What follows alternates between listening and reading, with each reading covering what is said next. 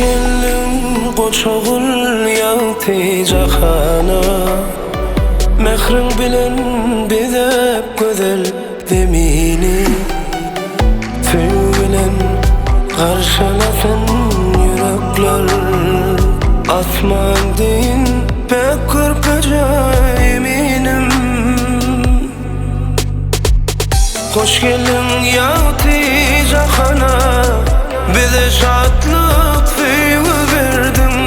Diledim Allah'tan seni, bağlam ömrüm uzak olsun. Hoş geldin yaltı cahana, bize şatlık suyu verdin.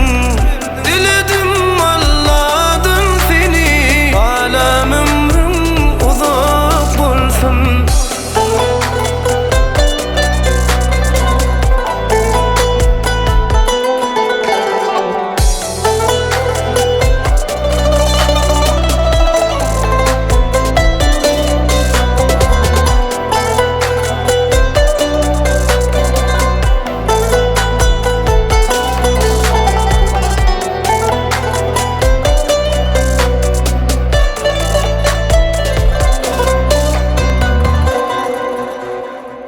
Hakkım iles kan karıştı bugüne, İçin maral bahşeyledi ömrünü.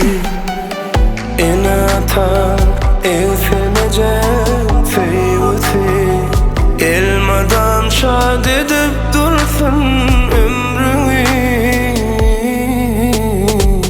Hoş geldin ya